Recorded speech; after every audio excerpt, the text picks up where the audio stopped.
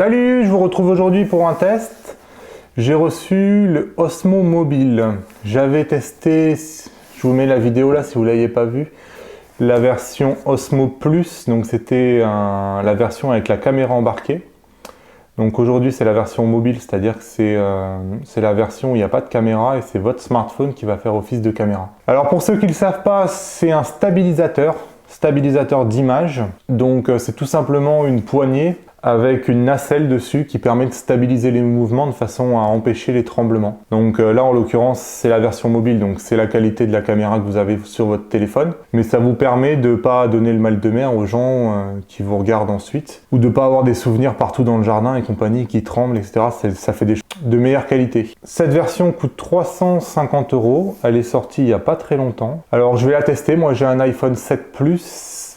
Apparemment sur les forums ils disent que ça marche pas très bien parce que l'iPhone 7 a lui-même un système de stabilisation intégré et ça fait une double stabilisation en fait. L'iPhone n'arrête pas sa stabilisation, donc il essaye de compenser des mouvements qui sont déjà compensés et apparemment ça fait comme des tremblements sur l'image. Donc on va voir ça ensemble. Pour l'instant je l'ai même pas ouvert, on va l'ouvrir ensemble. Allez, c'est parti. Avec un ciseau. Alors on a une belle boîte en carton, pas grand chose à dire dessus. Bon, c'est un joli package, hein, comme tous les produits de DJI sont de qualité en général. Donc dedans, hop, waouh, on trouve un coffret. Waouh,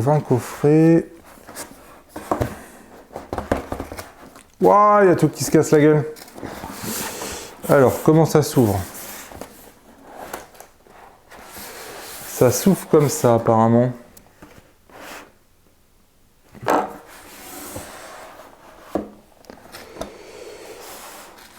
C'est vraiment des beaux packages, hein. C'est vraiment le Apple des drones et du matériel innovant. On a vraiment un joli package. Je ne sais pas si vous le voyez. On a un bel étui qui s'ouvre. C'est vraiment joli. Donc voilà, le produit en lui-même. Donc vous voyez, c'est une poignée avec une nacelle qui va tourner dans tous les sens. Ici, une prise pour pouvoir mettre votre smartphone. Allez, je le pose là. Dans la boîte, on trouve donc une batterie.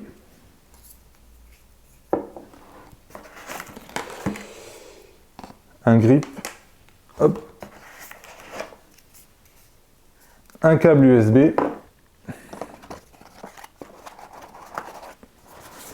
alors est-ce qu'il y a quelque chose là-dedans? Et même une belle pochette pour pouvoir le ranger quand on s'en sert pas à 350 € la poignée. On peut en prendre soin. Et je crois que c'est tout. Ouais, je confirme. Allez, on tout. Allez, je charge la batterie et on teste ça. Allez, on regarde brièvement les caractéristiques du produit sur le site web justement du produit. Donc la première chose à noter, c'est la possibilité de le tenir un peu dans toutes les positions. Donc on voit le produit, hein, c'est une poignée qui permet de stabiliser le téléphone, mais on peut la tenir de plein de positions. Donc on voit le mode standard ici. Donc voilà, pas besoin d'expliquer. Mais on peut le tenir aussi en mode portrait. On peut le renverser carrément, c'est-à-dire mettre la poignée en haut et le smartphone en bas. Et on a un mode lance-torche. Donc on va regarder ça en vrai tout à l'heure. Mais je trouvais ça plutôt original. Ça permet d'être vraiment flexible et de voir un peu toutes les combinaisons possibles. Bon alors après blablabla. Ça stabilise sans effort. Donc on peut faire des ralentis, capturer le temps, bon c'était tout ce qui est timelapse, après bon ça va nécessiter un trépied, etc.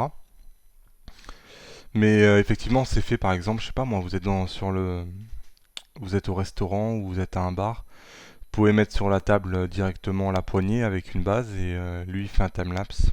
Diffusion au direct, donc évidemment on peut faire des panoramas. Voilà, pas grand chose d'autre à en dire de plus. Allez, je vous retrouve pour la partie test, je suis dans le jardin. Donc voilà, on va se balader un peu. Vous allez voir, là je suis en train de marcher. Normalement vous avez une vidéo qui est entièrement stabilisée. Vous voyez, on va accélérer. Maintenant je cours là. Allez.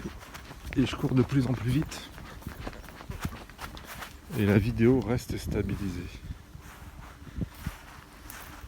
J'ai la possibilité avec le joystick, tout en continuant à marcher tout droit, de bouger,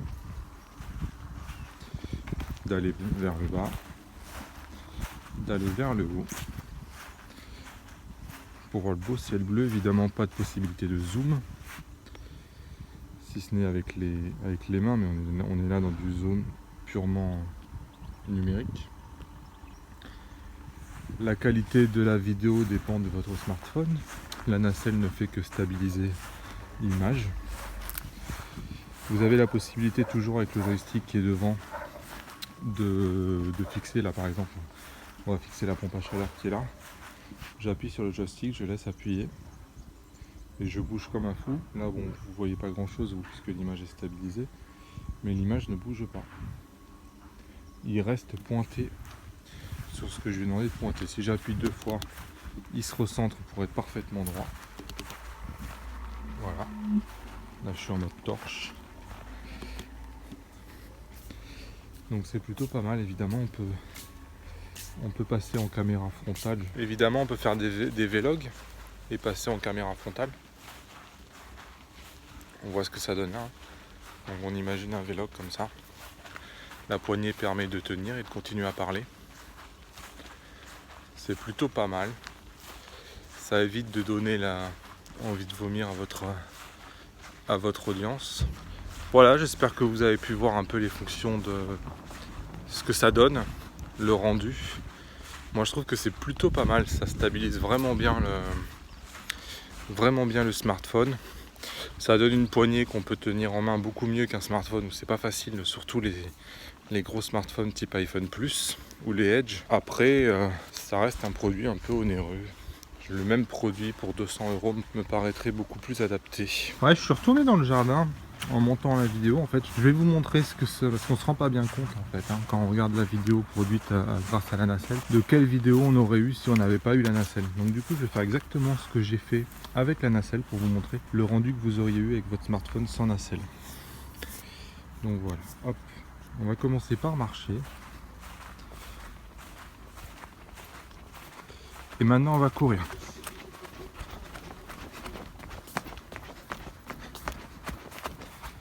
Voilà.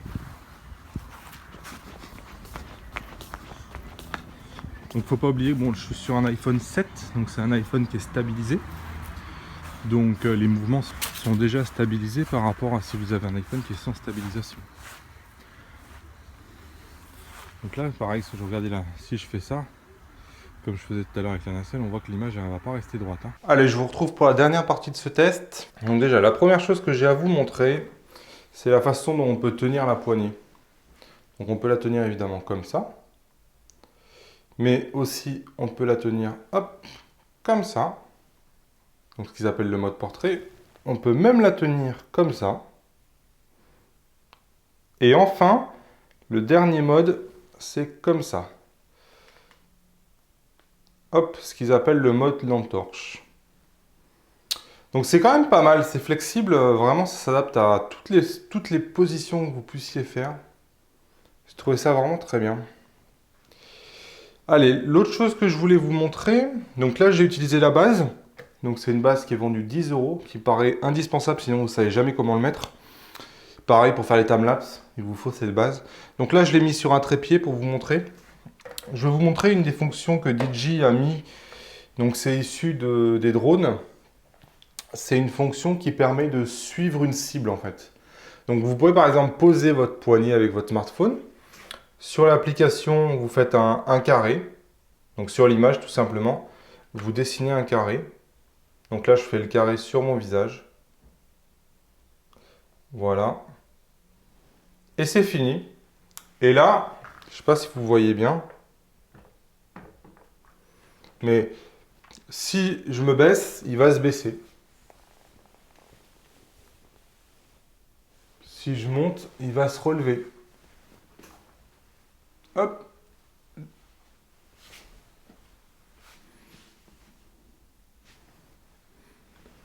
Il suit vraiment la cible tout seul. Voilà. Donc évidemment, il y a la possibilité de faire des panoramas. Moi, je vais pas faire un panorama de la pièce, mais c'est très simple à faire aussi, ça marche très très bien. Qu'est-ce que j'en pense de ce produit au final? Bah écoutez, moi je trouve que pour 330 euros, c'est pas mal. J'aurais plutôt vu, je l'ai dit tout à l'heure, je crois, à 250 euros. Mais ça reste un bon produit. C'est vrai que ça permet d'avoir une poignée, ça permet de stabiliser l'image, ça fait des images qui sont vraiment d'une très bonne qualité. Ça permet d'avoir des fonctions vraiment sympas comme la fonction de tracking qu'on vient de voir. Ça permet de faire des jolis panoramas.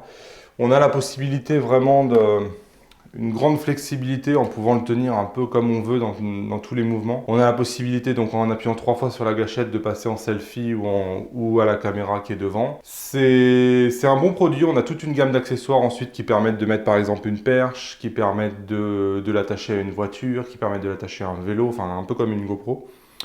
Donc moi je pense que c'est toute une gamme qui va vraiment se développer à l'avenir et qui a vraiment un avenir. Bon bah écoutez, voilà. Voilà ce que j'avais à vous dire sur le Digimobile. Moi, je vous retrouve demain pour une autre vidéo. Je vous invite à vous abonner en appuyant sur le bouton qui est là. Appuyez sur la cloche pour être prévenu tous les jours des nouvelles vidéos. Et vous progresserez peu à peu tous les jours avec moi. On progresse en photo, on parle vidéo, on parle matos. Allez, je vous dis à demain. Ciao!